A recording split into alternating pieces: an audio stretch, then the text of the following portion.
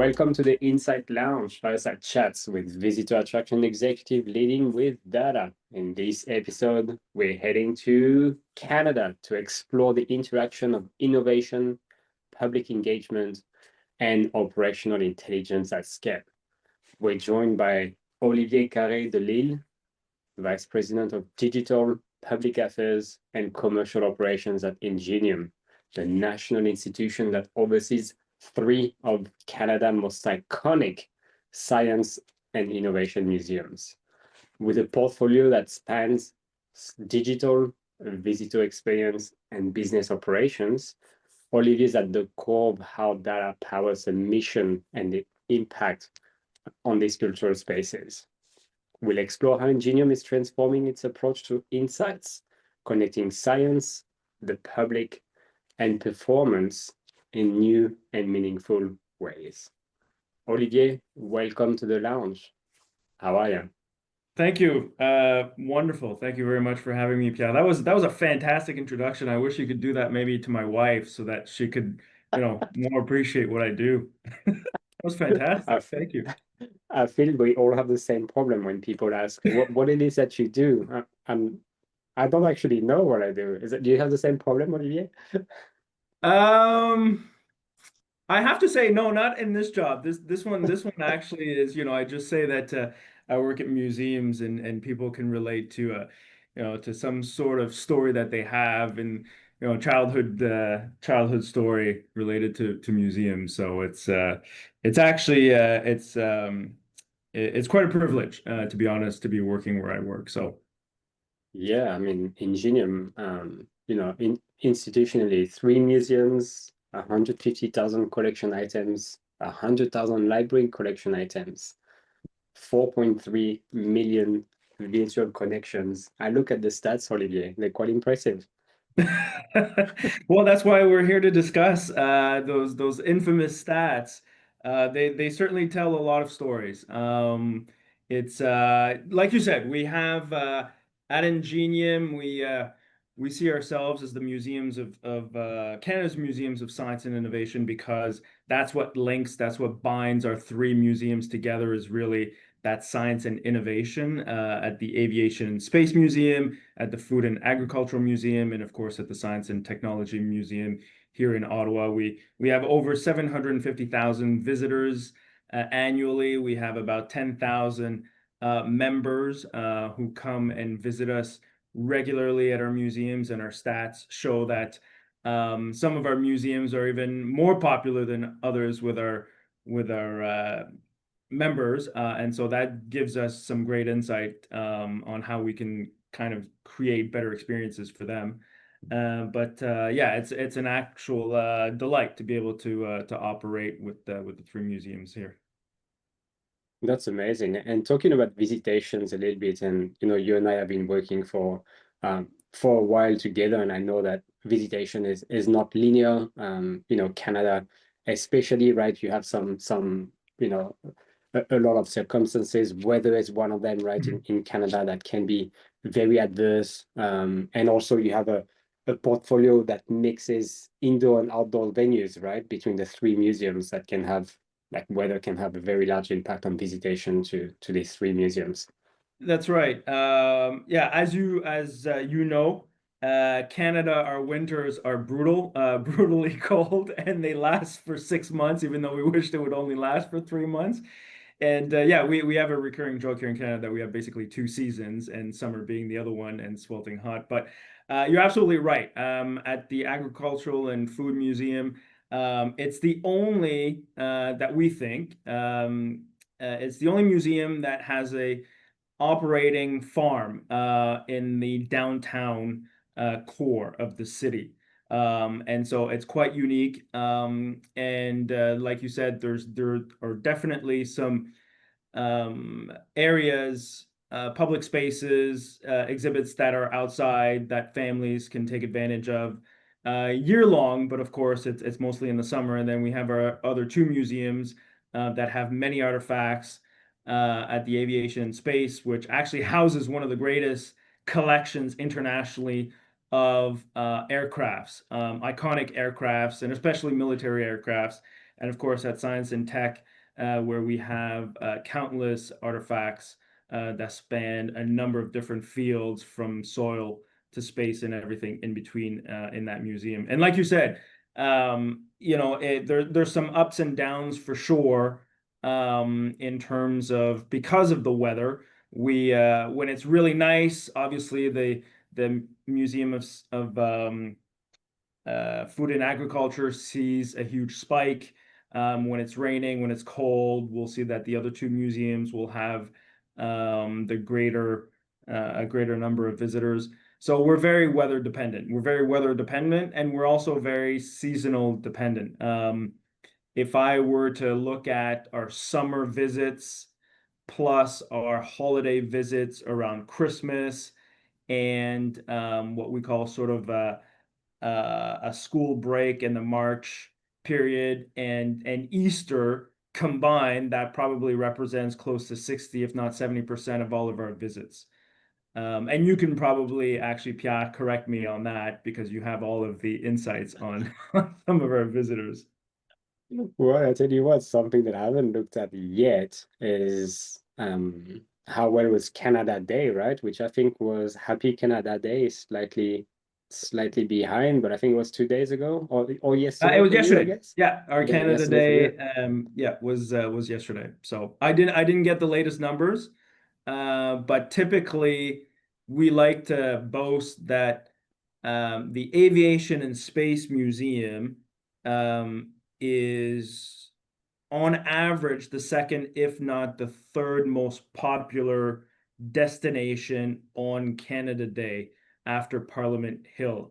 And so hopefully the numbers will be the same for yesterday. Although it did Make, have some rain and sunshine all throughout the day yesterday. So I'll make sure I get these numbers to you, Olivia, as soon as possible.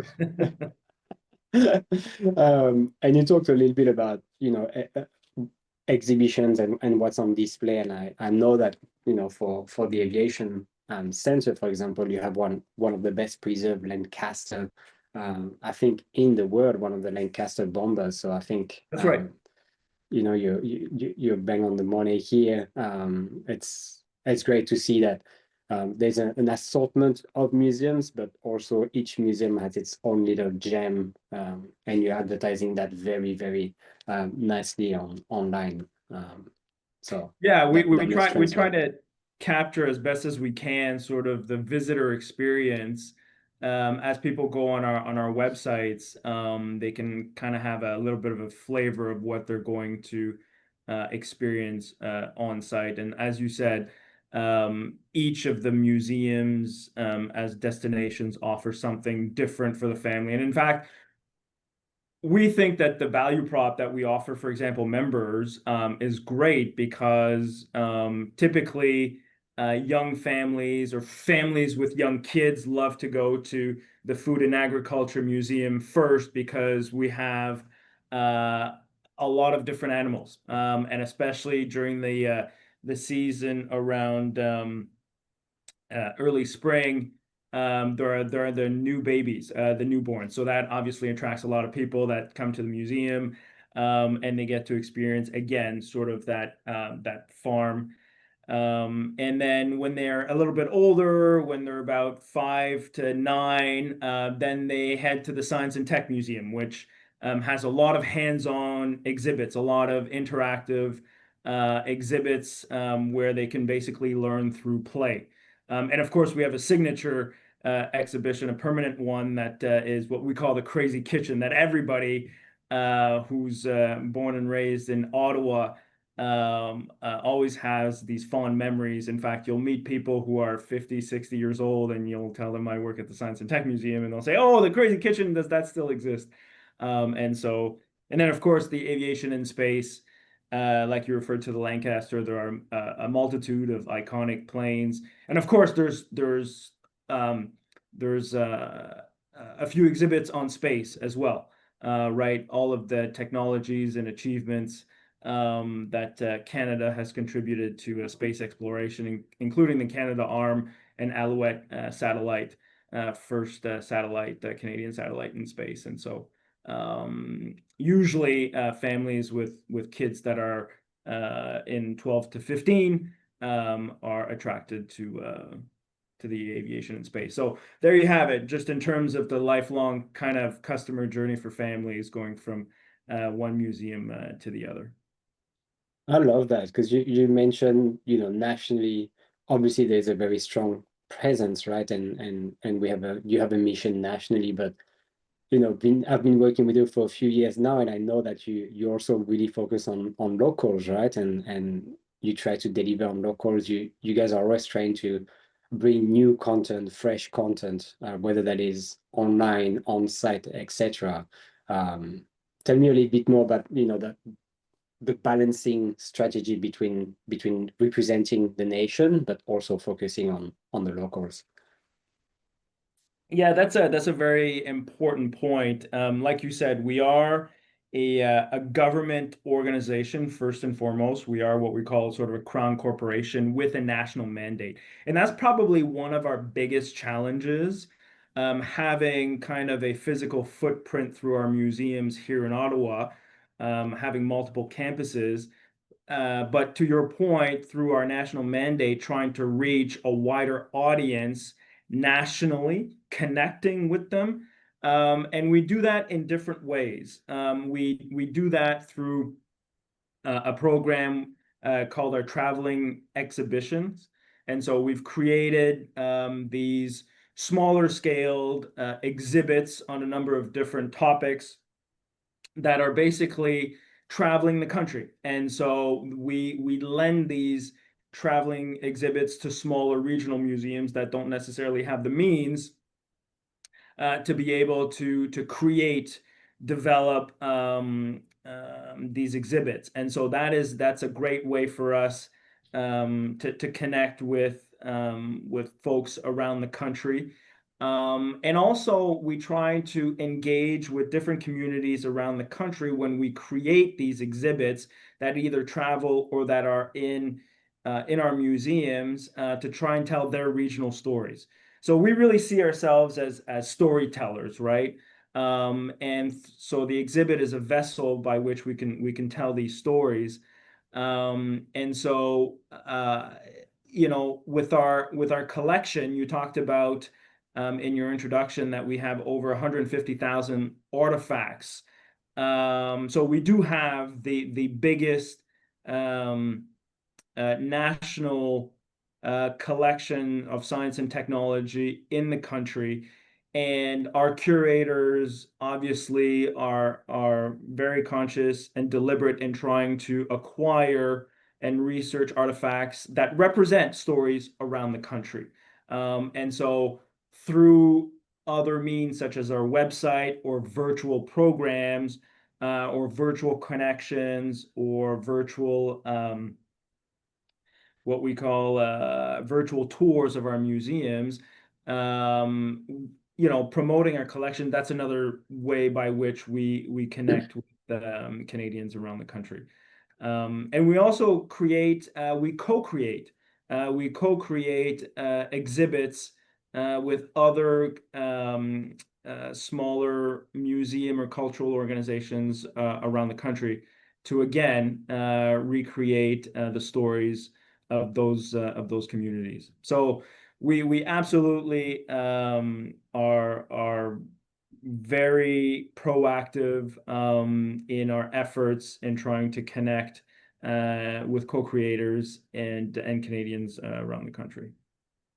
That's amazing. And I think you maybe something that we did not mention at the start is that you are probably one of you know I mean we have a few in Canada, but Canada has a very specific challenge is that you do have that in two languages, right? You and I are mainly francophone, and for the people that are listening here that are not familiar with that is people speaking French in Canada. We know there's French and English, and you talk about different communities across Canada, and that can vary depending on where you are in Canada, right? Some areas are very more focused on French speaking, the others a lot more focused in English speaking. And I feel like in Ottawa you're nicely 50-50. But does this add like an extra challenge Oh, to it this actually does. content? You know, it's interesting because I often say to people that we should embrace the fact that we do have two official languages here in Canada, both French and English. And that you know, you look at European countries, and everybody speaks three, four languages, right? And they love it. And so for us, definitely, it brings an operational challenge, of course, because we have to translate everything. But more importantly, as you know, it's more than just a language, right? It's also the culture. Just translating for the sake of translating doesn't always capture the nuances in the other language, right? And so even when we create content, or even if it's promotional content, we try to create it um, by being how can I say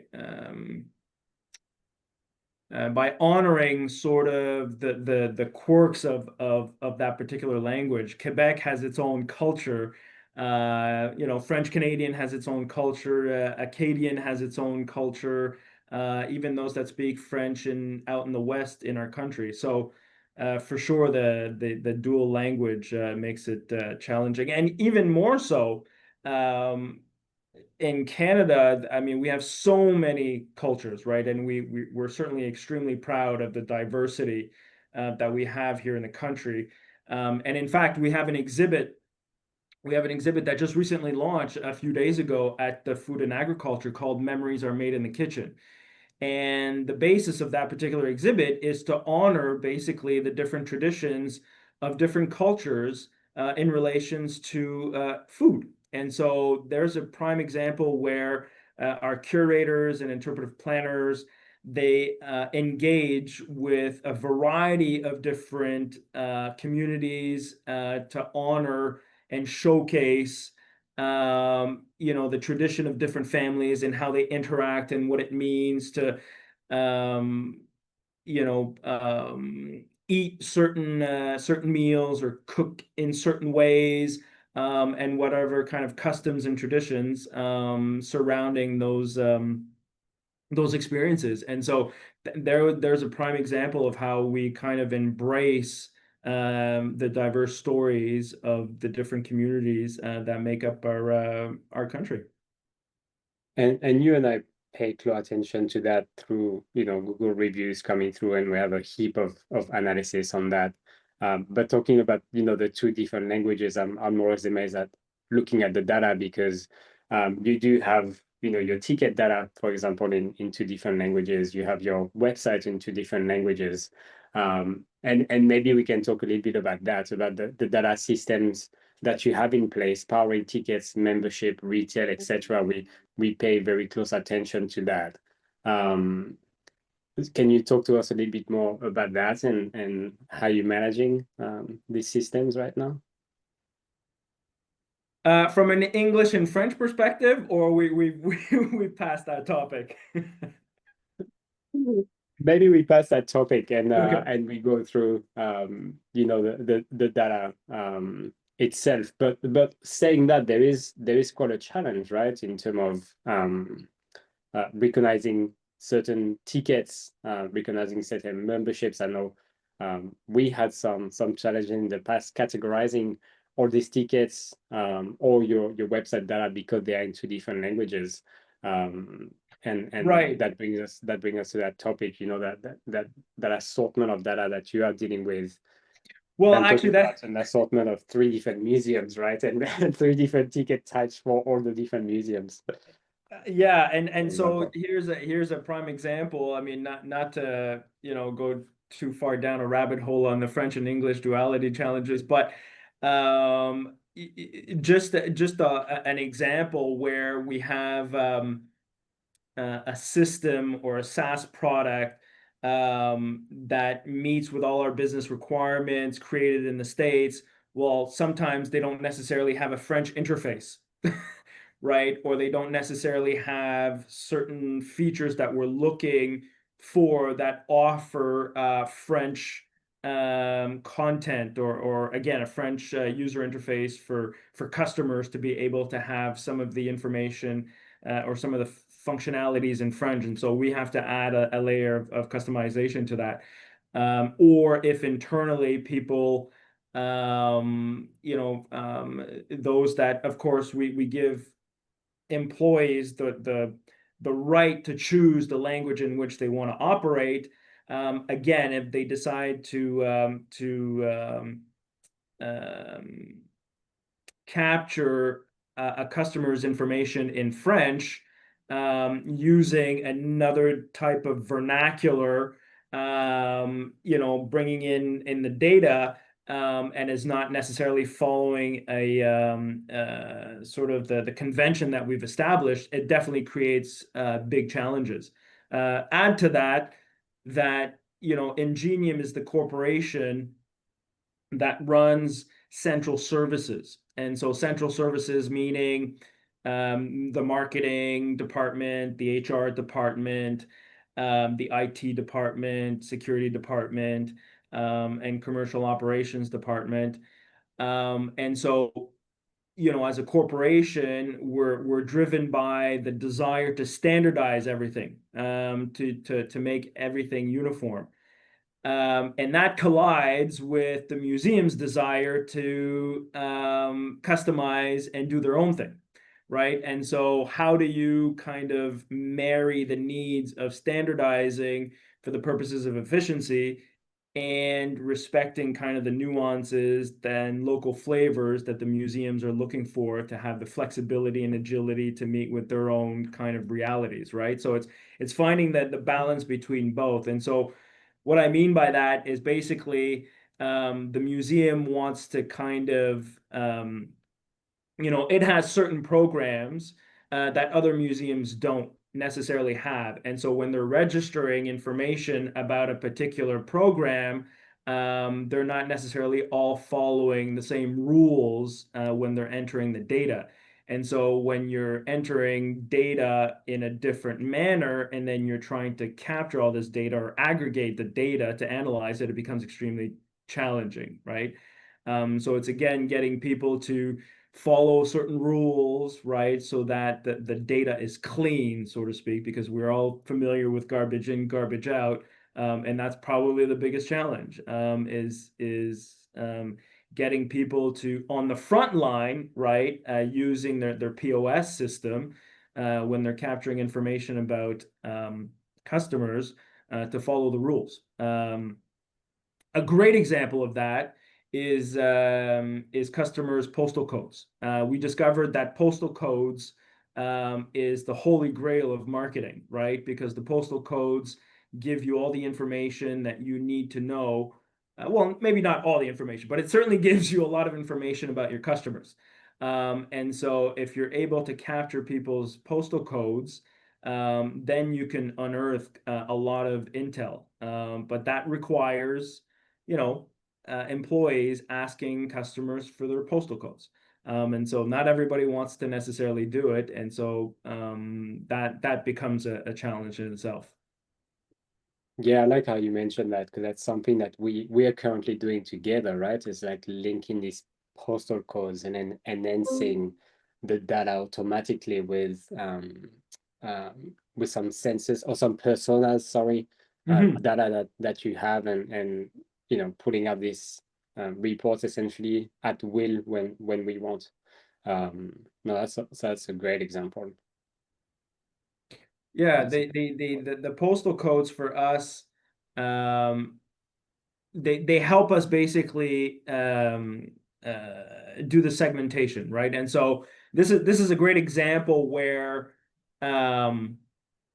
you take the research or the results of the research done by a marketing firm. So if I take you back a couple of years when I started, we didn't know exactly who our audiences were or where they necessarily came from. And so we did what, most kind of organizations do. They kind of have a brainstorming sessions, and they try to figure out, okay, what are our personas, and then we'll create marketing strategies against those personas. But really, that's a bit of a futile exercise, because it's kind of it's loose creative brainstorming as opposed to using true data. And so this is where we hired an actual marketing firm, a research firm, that collects um, postal codes and creates segmentation based on those postal codes. And so we were able to match their segmentation models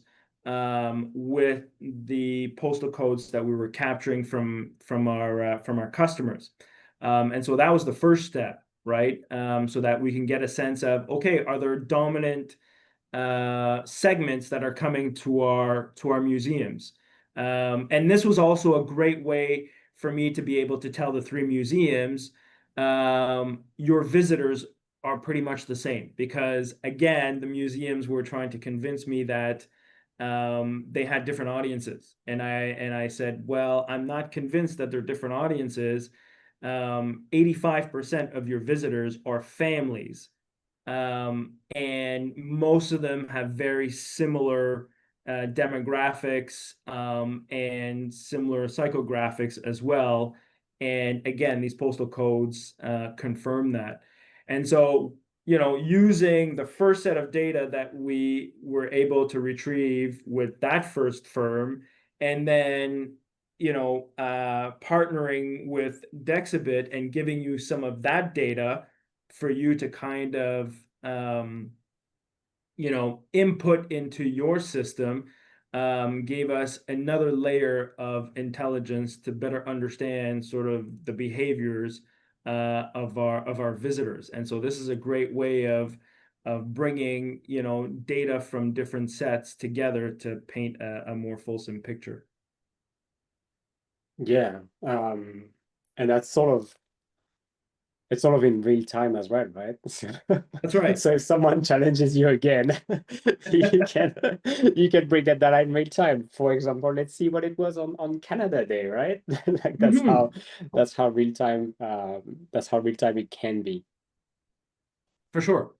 For sure. I And like and this is where, we have, if you were to ask me where are we in our kind of maturity cycle when it comes to data management, I know there are all sorts of different models out there, and different levels. But I would say that we're middle of the road, in the sense that we're a bit more structured, we're a bit more disciplined, in terms of A, having systems put in place, B, having a process to capture the information. We've identified the information. We have a regular cadence of producing dashboards with the data.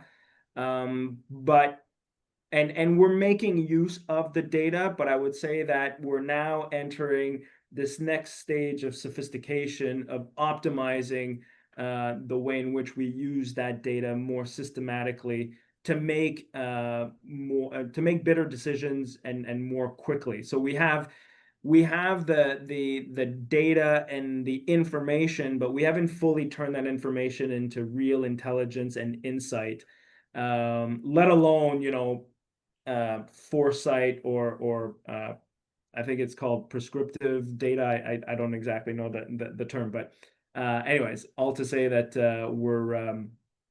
we're in the middle of the road, and so we're very excited for what the future can bring. But it comes with the culture as well. The culture, the organizational culture that we have. When I first started, data was not necessarily something that was um, very present or used in our decision-making process, and now it's becoming more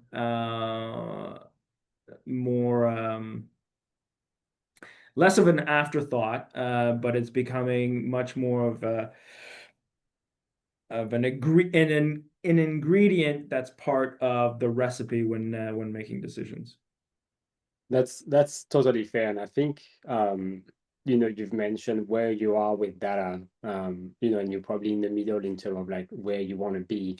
The fact is that I think you would agree with me. It's like the content and the museum is that you always need to reevaluate where you are because there's always new things that you can do, especially right now. You talked a little bit about prescriptive analytics almost, which is something that's really new, right? Like sort of AI is powering that for us. We're using AI for voice of digital analysis right now, something that wasn't available or even Mhm. heard of, 2, 3, 4 years ago, where you have the data.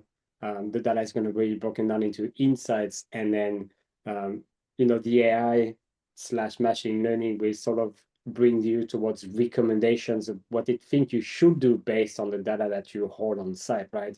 And that's something completely new. So I think, I totally agree with you is that um, we are we're in a very, very good place right now because we've done a lot of hard work and you've done a lot of hard work. And I think, knowing you again for a couple of years, that you have the right mindset in terms of you're never satisfied with where you are. You're always looking forward to what it is that you can do next, right? I love that. That's funny. The right mindset. Some would argue that I don't have the right mindset because I'm never satisfied and that we can always improve. But yeah, I absolutely. I often have this conversation with a few people and they tell me, you're too far out. You're 1 year, 2 years out. And I said, yeah, well, so we need some people to do that to help, bring the company along. And so for sure, I'll take some risks, I'll fall, but I'll try to learn from it, right? And I think that one of my strategies was certainly trying to find some allies within the organization who believed in the power of the data, because of course there are some skeptics around the use of data, right? And data tells stories. Often people say the data doesn't lie. Well, you can make it lie, right? And depending on the context that you want to put around it. And so I don't want to use data. It comes back to a bit of that discipline too, of not trying to use data to prove your hypothesis, right? If anything, find the data to kind of counter your hypothesis to actually really get to the truth. And so for sure, it comes back to, again, kind of that corporate culture and that attitude towards data. And it's a bit of an art and a science at the same time. You can't be too dogmatic about it. You can't let the data and only the data dictate your decision-making process. Like I said, it's one ingredient that's part of the recipe. Now, do you decide to have 10 ingredients or 2 ingredients, as part of your recipe? That's for you to decide. But depending on the context and depending on the business decision. But for sure, I'm excited to really get into that space where we optimize the data, where we start looking at potentially what the future looks like, right? And then from there, starting to build scenarios, right, on some of those predictive analytics to kind of give us some different paths to kind of exploit and look at, and it kind of forces the reflection, right? Kind of the going through that reflection of, oh, okay, so if this, then what? And so yeah, it's a companion. It's a companion to feel a bit more confident in the decisions that you make. So Yeah, I like that. And I think you make such a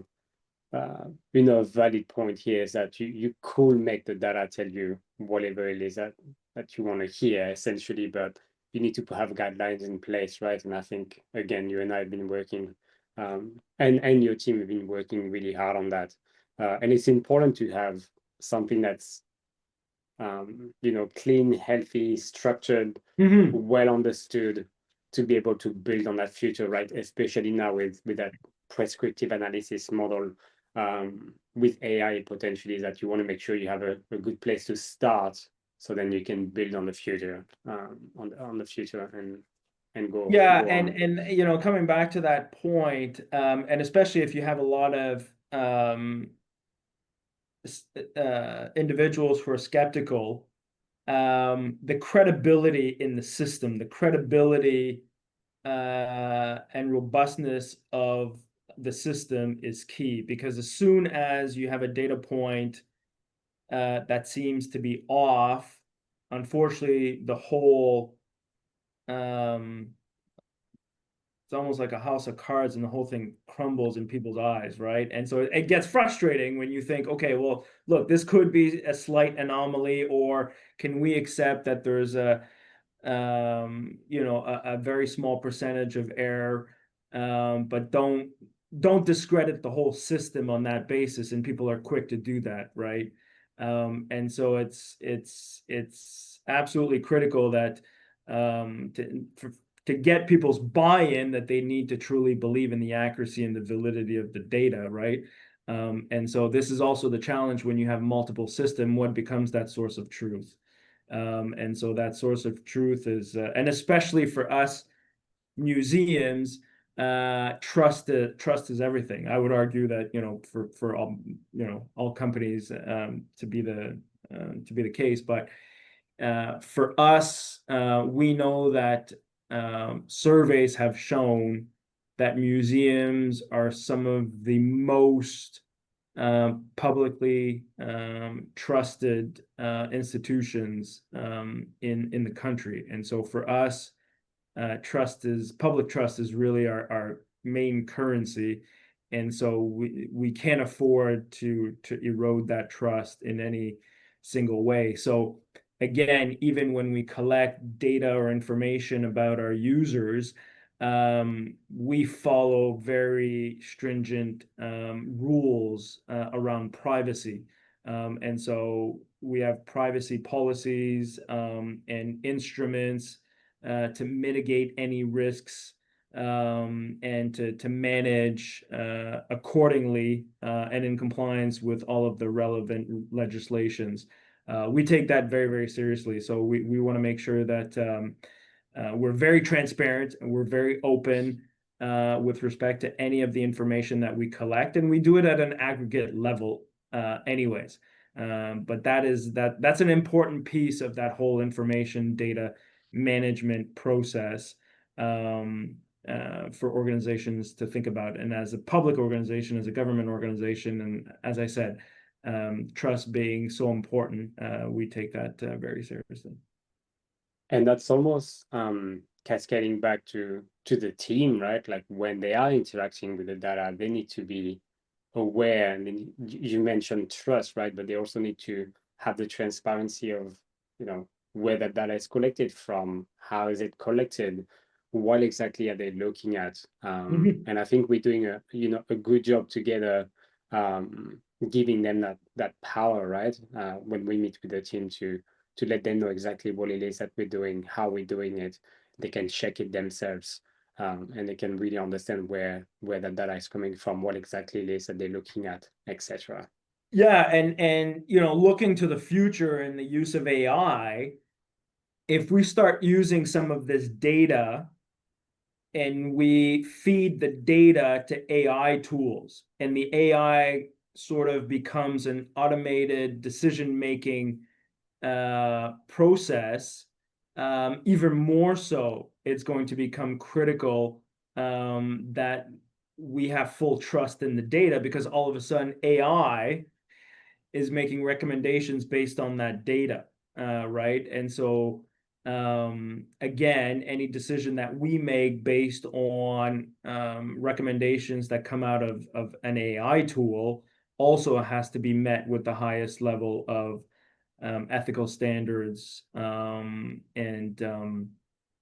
so I don't think we're there yet, right? Just and I don't mean us as an organization. I just mean in more general terms. I think that there are people way smarter than me trying to figure this out from a policy perspective and from a legal perspective, And so that'll be interesting to see how it all plays out in the next couple of years. Mm, But, mm. Yeah, I feel like you're right. And um, you need to have the right, context. You need to understand, if you're querying with AI, there's two things you need to make sure. It's first that you're using the right wording, because Mhm. wording in the industry can be very different. And then that when you get your results, you're actually getting the result that you are asking for, essentially. But um, I think this is what, like, when we are dealing with specific ticketing systems, you would have seen me, for example, renaming, Mhm. specific attributes to make sure it's sort of like, um, um, aligning with a broader context, or aligning with like industry standards of, well, we shouldn't call this X because, you've mentioned AI and potentially conversational AI bring you insights. That's where it becomes really important, right? Is that you need to um, almost like uniform your data and contextualize your data specifically for the conversation to actually take you where you want. And you probably, or you and your team would probably have played around with, the query box that we have, and that will transform a sentence into a query. Mhm. But you need to be really specific to, what it is that you want, so it can give you exactly what you want, and you need to choose your word very kindly. So I agree with you. It's a work in progress, but I think the space is evolving extremely rapidly. Oh, it absolutely is, and it certainly speaks to the need to, continuous learning and new tools that are being introduced every week. I play the stock market, and every day I'm looking at a new company, a new technology company, and thinking, what the hell is this? What does this do now, right? And is this going to last 6 months, a day, or is it going to be the next Microsoft? It's incredible, the speed at which it evolves and the intricacies around it. And yeah, as a company, you ask yourself, do I invest? How much capital do I invest? Not necessarily knowing if this particular vendor is going to exist in 6 months or 3 years. Do I invest in developing that relationship? And you have to think, medium, long term, with a certain level of agility that comes with it too, to be able to pivot very quickly. But when I talk about institutional, I mean in the sense that if I leave, for example, whatever I put in place, my team puts in place, the person that replaces me, my successor, you want them to be able to kind of onboard very quickly. And to do that, you have to have put in place something that is, again, kind of industry standard that they can relate to be able to do that. But unfortunately, as human beings, we have a tendency of trying to adopt um, ways or paths of least resistance, right? And so we cut corners, and we're sometimes a bit lazy, and so we figured, oh, that's okay if there's missing an S or a comma or this or that, and I need an immediate response, but I don't realize that it has a longer term negative impact on the bigger system, right? So I like what you say, because that's usually one of the key things that I hear, right? Is, should we buy or build? And the thing with building your own is that you're gonna start to customize every single detail of what you build, right? And as you mentioned, it's that knowledge is really hard to transfer, whether it's that is across your team, or as you mentioned, if someone moves and get replaced, sorry. So I feel like having something standardized is key, right? I mean, obviously I'm a little biased, right? I always tell someone, do not build, buy instead. But the yeah, fact is that, or you rent. all rent, exactly. But I love that you mentioned that, because that's something that I've been, advocating quite heavily, is that you want something that's industry standard. So as you mentioned, when someone comes in, the ramp up time is extremely quick, and it's also very logic for them to get that knowledge, right? So Yeah. I'm a fan of that. I'm really fan of that. Um, And talking about the future, tell me a little bit about what's next on the data front at Ingenium. Actually, quite a few things are about to happen. And so we recently renewed, upgraded our corporate website because we kind of changed content management systems. And we recently deployed that about 3 months ago. And sort of that was phase one. And now we're entering phase two. And phase two for me is as part of the customer journey, the online customer journey. And I would say it's almost a hybrid because when I think of our customers, I think of both their online and their on-site journeys. Phase two is really looking at all of the different platforms that we have, all of the different commercial spaces that we have, all of the different touch points that we have with customers, and creating a much more sort of holistic experience. And I know that that sounds a bit like market MBA language talk. That doesn't really mean anything. But essentially, what I mean is what I'm looking at doing is trying to, because we have different systems where users interact with us. And for example, we have our online boutique, and so a customer can come on our online boutique and purchase something. They will go somewhere else to obtain a membership. They will go somewhere else to buy a ticket. They will go somewhere else to register for an event. So these are all different platforms and they're different kind of spaces. And each of these platforms have their own data about this particular user.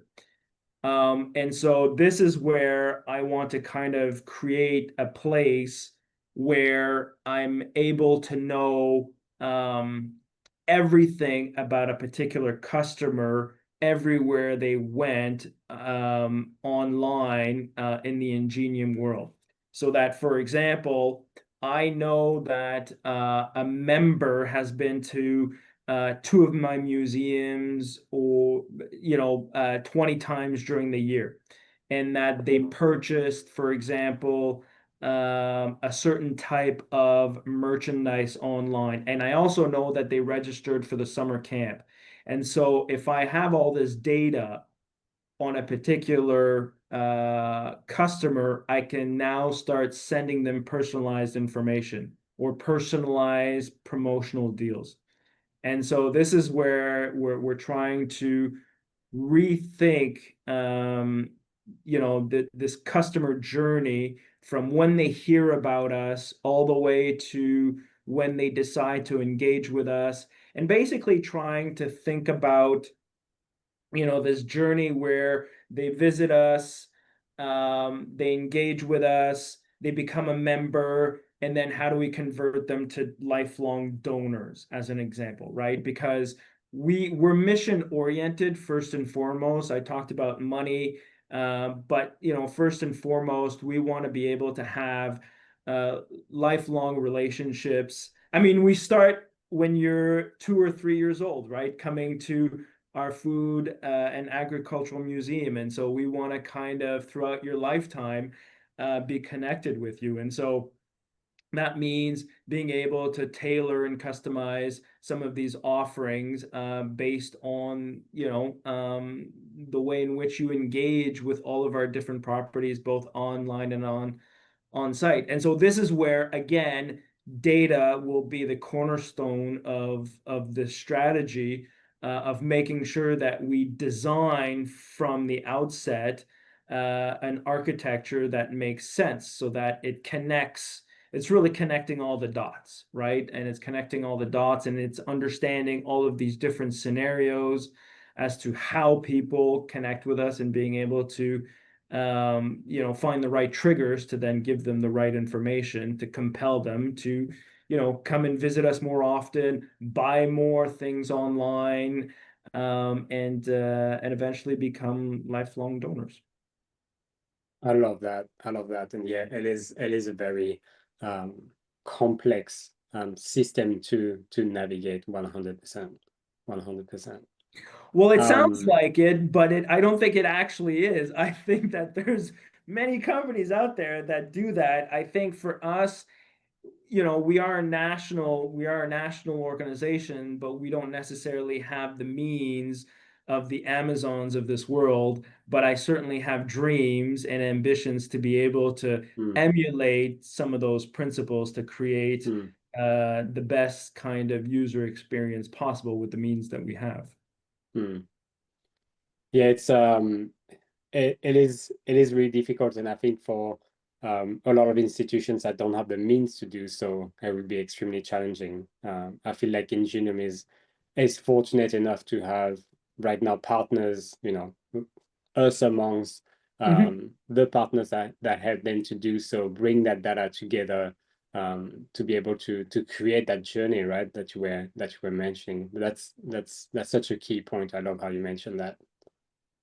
Oh, for sure. Partners is absolutely critical. It's part of our one of our strategic pillars to really foster meaningful partnerships where we collaborate and co-create and exchange and pool our resources to be able to, meet common objectives. So absolutely, it's another ingredient as part of the recipe to be able to meet your ambitions.